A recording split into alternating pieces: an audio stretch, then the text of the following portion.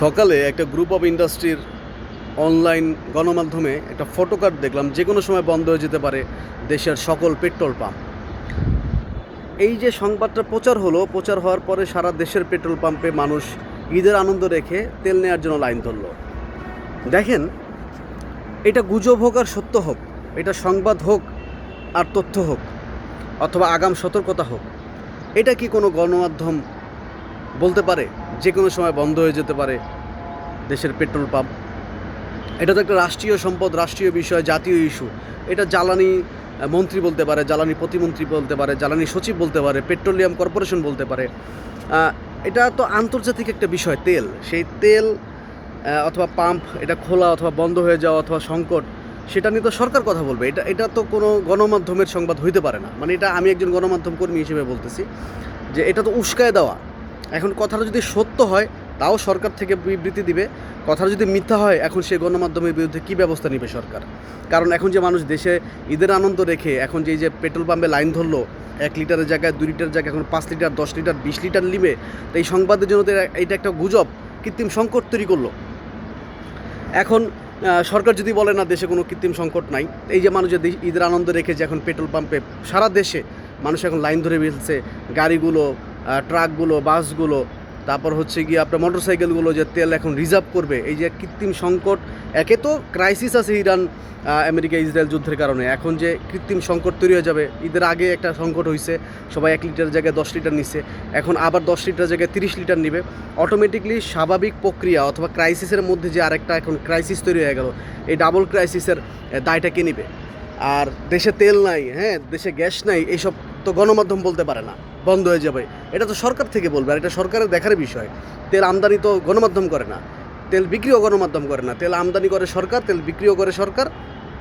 এখন তেল সংকট হলে সেটা সমাধানও করবে সরকার। তো এখন ক্রাইসিস শুরু হয়ে গেছে অলরেডি, দেশের মানুষ ঝাঁপায় পড়ছে।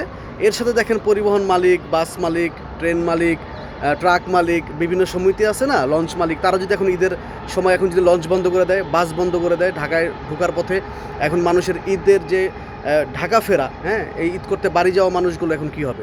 তাদেরকে এখন ঢাকায় ঢুকতে যদি এখন বাধা দেওয়া হয়, পরিবহন যদি বন্ধ হয়ে যায়, এমনিতেই জানেন যে পরিবহনের একটা সিন্ডিকেট থাকে, বাস মালিক সমিতি, ট্রাক মালিক সমিতি, লঞ্চ মালিক সমিতি, হ্যাঁ, তারপর রেলওয়ের একটা কালো বিড়াল সিন্ডিকেট থাকে। ওরা যদি এখন এই যে নিউজটার কারণে যদি এখন এই গণপরিবহনগুলো বন্ধ করে দেয়, তাহলে মানুষ এই বাড়ি থেকে ঢাকা আসবে কীভাবে? এই যে একটা মহামারী তৈরি হলো একটা ছোট্ট সংবাদের কারণে, সেই সংবাদটা সত্য না মিথ্যা যাচাই বাছাই ছাড়া, সরকারের কোনো বিবৃতি ছাড়া মন মতো আমি একটা নিউজ, একটা ফটো কাট করে ফেললাম, ফটো কাট করে ফেলার পরে দেশে একটা ক্রাইসিস তৈরি করে ফেললাম। সকল গণমাধ্যম এখন বিভিন্ন পেট্রোল পাম্প থেকে লাইভ করতেছে। সরকারের কোনো বক্তব্য নাই, সরকারের কোনো সচিব, আমলা, কোনো মন্ত্রী, প্রতিমন্ত্রী, জ্বালানি কোনো বিশেষজ্ঞ, কারো কোনো বক্তব্য নাই। আন্তর্জাতিক মহলের কিছু নাই, আমদানি রপ্তানি পেট্রোলিয়াম কর্পোরেশনের কারো কোনো বক্তব্য নাই। একটা সংবাদ দেখে, একটা ফটো কাট দেখে, একটা নিউজ দেখে সারা দেশের মানুষ এখন ঈদ আনন্দ ভুলে পেট্রোল পাম্পে লাইন ধরছে।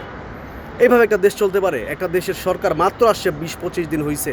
এই সরকারকে কতভাবে কোনোভাবে আন্তর্জাতিক একটা যুদ্ধ, সে যুদ্ধে ইউক্রেন রাশিয়ার যুদ্ধের সময় দেখছিলেন আলু, পেঁয়াজ, চাল, ডাল, তেল সব কিছু দাম বাড়ছিল। যে এইবার যে যুদ্ধ হচ্ছে, সে যুদ্ধে বাংলাদেশের কোনো কিছু দাম বাড়ছে?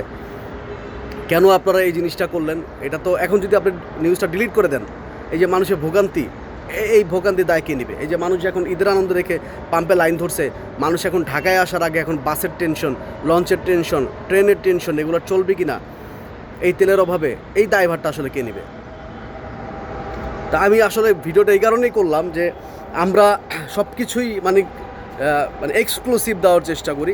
মন চাইলো আর কিছু একটা বলে দিলাম, লিখে দিলাম, এতে যে জাতীয় পর্যায়ে মানুষের ভোগান্তি হইতে পারে, হ্যাঁ, ব্যবসায়ী সিন্ডিকেটদের যে আসলে তারা লাভবান হইতে পারে, হ্যাঁ, অথবা মজুত করতে পারে। এমনিতে আমরা মজুত করা জাতি, মজুত করা ব্যবসায়ী, এর মধ্যে আমরা এই নিউজটা আমরা প্রচার করলাম। প্রচার করে আমরা এই দেশের মানুষকে এখন একটা কষ্টের মধ্যে, ভোগান্তির মধ্যে ফেলে দিলাম। এখন যদি লঞ্চ না চলে, বাস না চলে, ট্রেন না চলে, ওরা যদি যুক্তি দেখায় যে তেল নাই, তে আমরা লঞ্চ ছাড়বো না, এমনিতে তারা সিন্ডিকেট, সে আওয়ামী লীগের আমলের সিন্ডিকেট। তারা এখন যদি এই সুযোগটা পায়, এই দায়ভারটা কি সে গণমাধ্যম নিবে যে সংবাদটা প্রচার করছে যে কোনো সময় বন্ধ হয়ে যেতে পারে বাংলাদেশের সকল পেট্রোল পাম্প? ওকে এই তথ্যটা কে দিছে? এই যদি এটা মিথ্যা হয় তাহলে সেই গণমাধ্যমকে আইনের আওতায় আনতে হবে। না হলে দ্রুত সরকারের যে কোনো মন্ত্রীকে, প্রতিমন্ত্রীকে এখনই বক্তব্য রাখতে হবে যে দেশে কোনো তেলের সংকট নাই, সব কিছুই স্বাভাবিক প্রক্রিয়া। ধন্যবাদ।